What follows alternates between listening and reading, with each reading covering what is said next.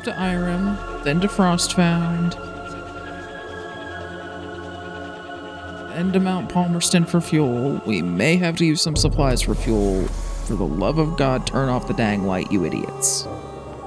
Couple of fuel to help us limp our way, plus the stuff we'll get from Frostfound. This should let us limp our way to Mount Palmerston just fine.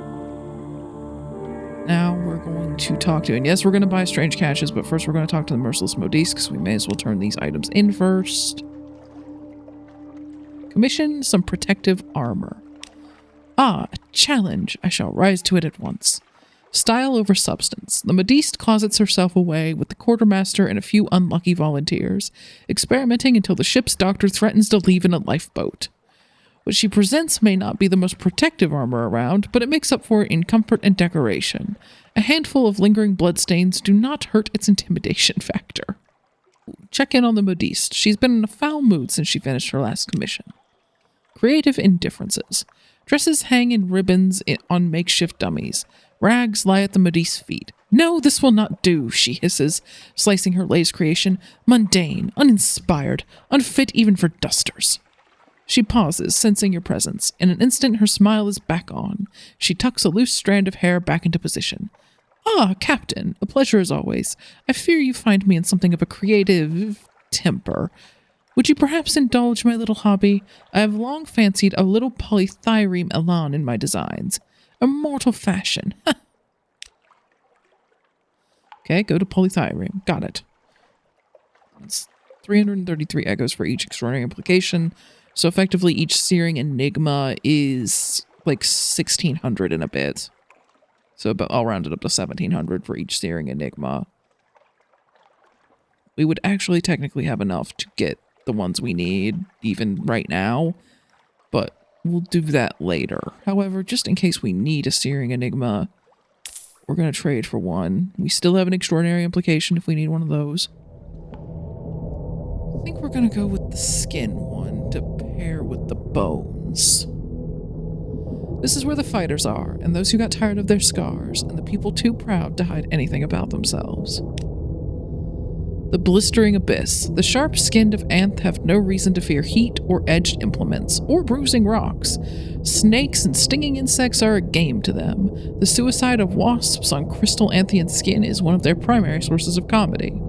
These people have the most to do if they wish to conceal their condition from those above the Untersea. They almost never leave Anth, but if they do, they wrap themselves in bandages and pass as tomb colonists, or mask themselves like natives of Visage. Offer passage to the tomb colonies. There is a clear-skinned traveler who wishes to make an escape. Plenty of bandages. She went clear in the skin to prevent bruising in the embrace of a mineralized wife. I thought I was rising to a challenge. I thought I should become a stronger person. Then she laughs. She does not offer the rest of the story, but you already know more than you would like. She wishes to reach Venderblight without undue attention from strangers. She has a pile of bandages and a coffin she's built herself from scavenged wood, but she will need your help to do the rest. You know, we have echoes coming out of our freaking ears. I'm just going to do this to lower terror and do more cultivating of sharpness. Oh, hey, we actually got a 31% arts roll. Yay, us. Go sharp in the liver. Take on a proud indifference to toxins. Fraternize with spies, assassins, professional poisoners, and those who need to survive on strange diets. The Salon of Silver Salts. When you have grown liver sharp, you may take the left exit from the main chamber of Anth and descend a staircase of gritty underfoot. The Salon of Silver Salts is hung with small lights, and the inhabitants look ordinary. They are sipping arsignal teas and dining on poisonous toadstools. A woman in the corner offers a constant flow of wit at the expense of jaundiced victims. Another wears the tattered remains of an iron and misery uniform.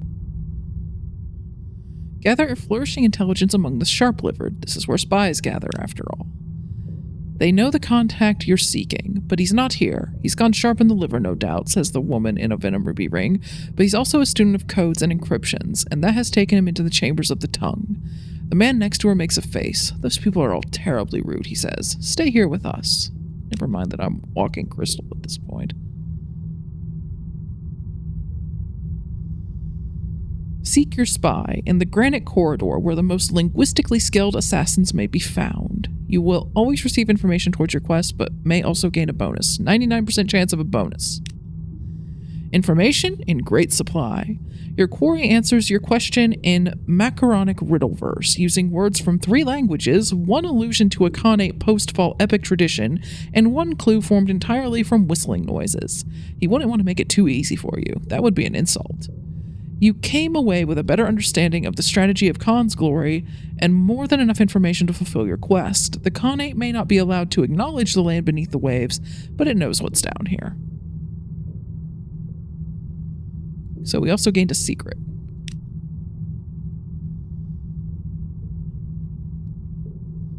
I think we need to go to Khan's glory to continue trying to find this guy. Listen in on the nearest group of people. What do they speak of here? You'll always hear something. It's just a question of what. Future plans. I'm going sharpen the lungs next as a woman in a deep red gown. They say you can smoke all day long and never develop a cough. The gentleman next to her looks amused and takes the cognac out of her hand. I'm sure you'll find yourself very much at home.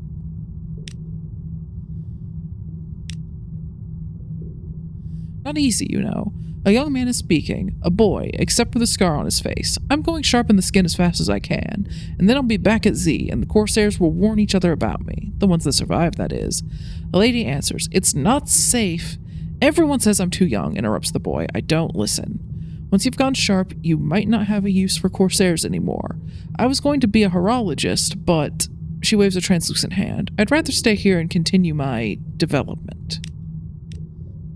Black gloves. An accomplished poisoner is standing behind a table of vials. All guaranteed lethal, she says, but they have different taste and flavor profiles. Here, taste this one in water. It is impossible to detect. She tips a small blue bottle into a goblet and holds the drink out expectantly. Listen, she adds, if you like this sort of work, you could do worse than go sharpen the tongue, too.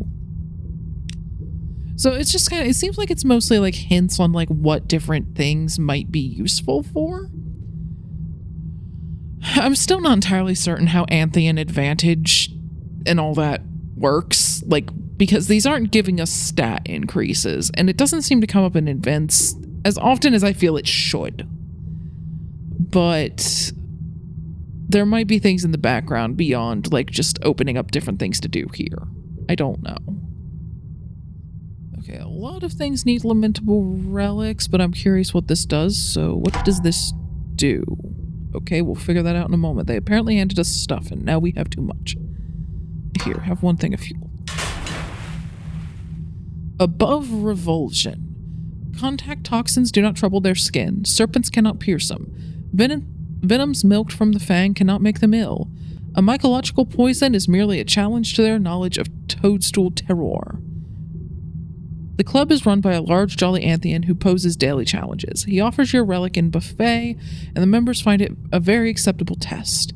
You're allowed to collect your own plate from the feast. So it's trading a lamentable relic for a strange catch. I'd rather just buy them in Irem in that case. But still, now we know. Okay, and if I wanted to take the last thing that I haven't been reading, but I'm sure y'all have seen... then what are my odds of getting that last capacity for Sharpest? 27%.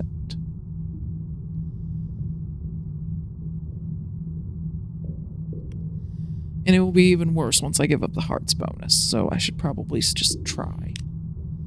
Nope. Nope.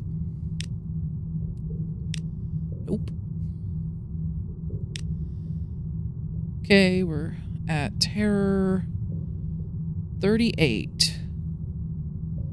I'm planning to go back to London, and that will lower terror pretty quickly, so I'm willing to go up to around maybe 50.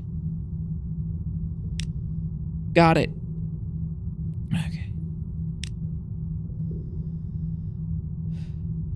Diminish passion, promote hygiene, perfect performance, and dazzle any onlookers. Pursue the company of Anth's nuns, celibates, dancers, and brothel habituates? Habitues? Bill, how do you pronounce that? Bill doesn't know either. Yeah, I don't know how to pronounce that. Anyway, you get the idea.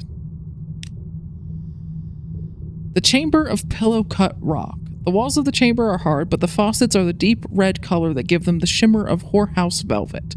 One reclining gentleman demonstrates what, in another context, you might take for a gigantic pair of matched blue topazes.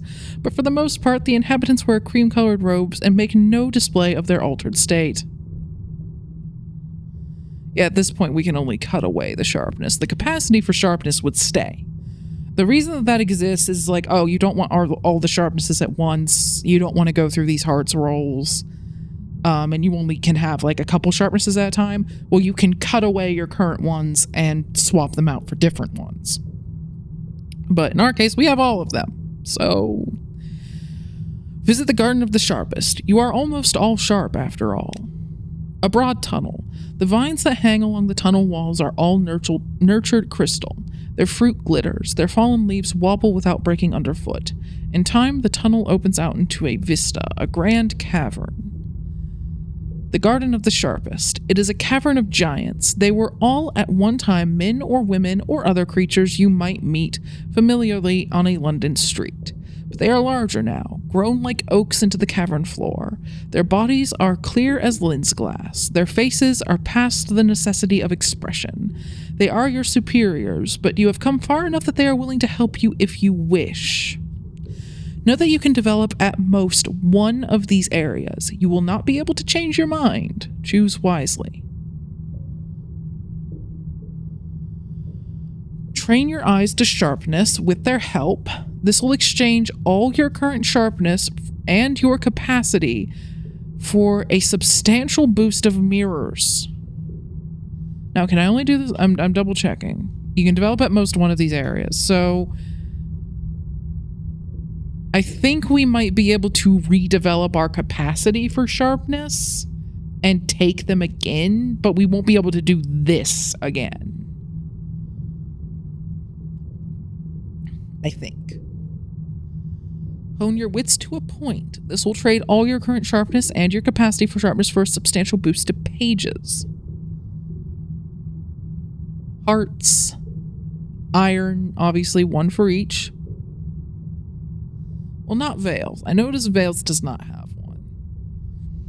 So since Veils doesn't have one, I am most... Like, if you could argue that I should take Hearts, because if I took Hearts, then redeveloping all of these other sharpnesses would be easier. But, you know, we've been able to manage. Iron would obviously be quite useful because, hey, more damage.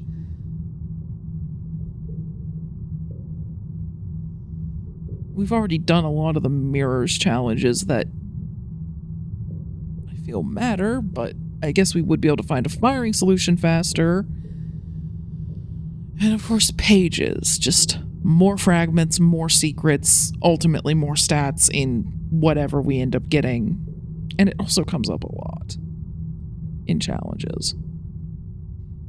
Yeah, we're going to take pages. It's also the most fitting for this character. We're a poet.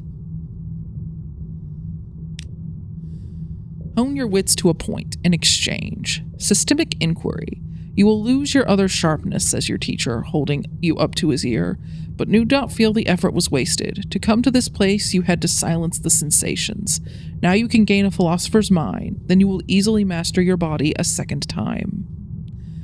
For 10 days, you sit on the prism of his forefinger next to his ear and debate with him. He tells you distasteful facts that you do not like to accept. He tells you fearful facts that are difficult to imagine. He tells you convoluted facts that you can barely comprehend. But in the end, your brain is a cultivated lattice work. 2 enantiomorphic lobes through which you can diffract both truth and its opposite.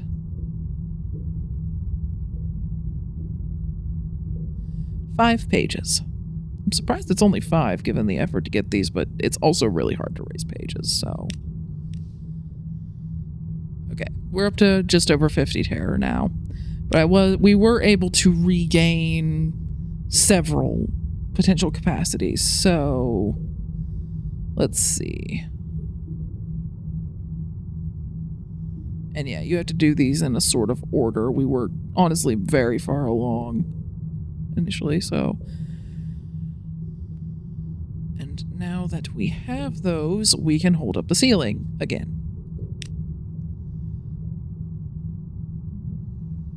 Ooh, okay, you can occasionally pick up a wound from this occasionally.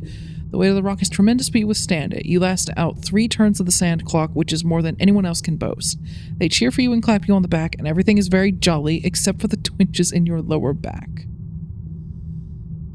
Okay, so you don't lose the echoes, you gain a wound instead. So that's a potential way for that to go. Let's consider our own condition again and see if we can get this 36% chance roll. No. We'll do one more. Nope.